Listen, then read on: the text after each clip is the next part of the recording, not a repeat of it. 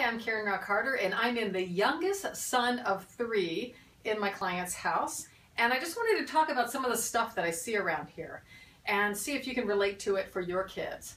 If you have a lot of overactive kids, you might want to tone down all of the action items. What do you call them? Action heroes, the transformers, things with wheels, bats, balls, especially if they're on the bedding, and they're laying with tractors and bulldozers and things like that are on the move around them while they're sleeping. I think it might just be amping them up a little bit too much.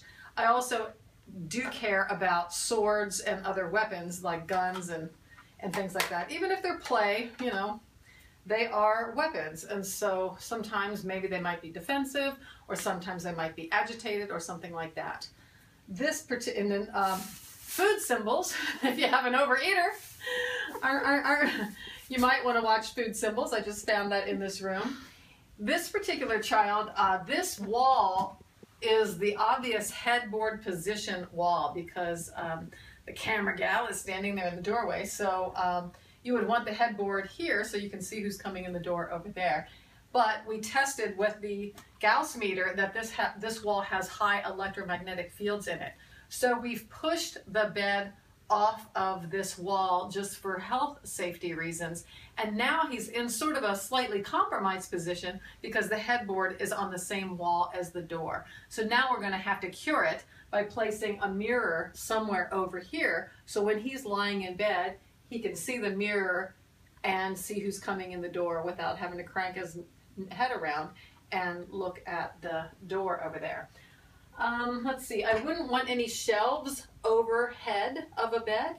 I see a lot of that where there's shelves directly above the head. That is a sort of a, obviously portending to head injury or headache or something like that.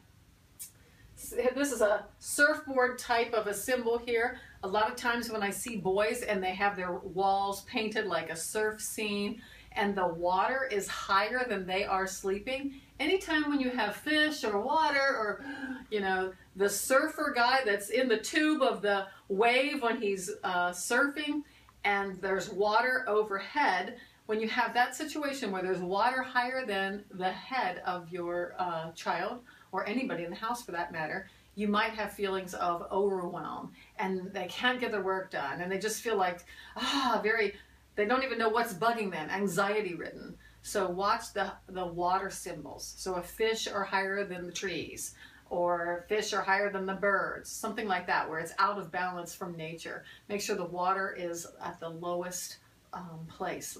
Water, then earth, then trees, then sky, I would say, that would be the layering. Obviously we've got a lot of clutter, we've got a lot of toys.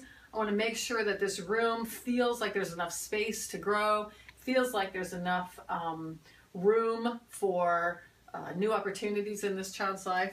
So he's a pretty well-adjusted kid, happy and healthy and creative. So I'm not really picking on the stuff overall as much just because I met this child. He just has a lot going on. He's extremely creative. He's always got ideas.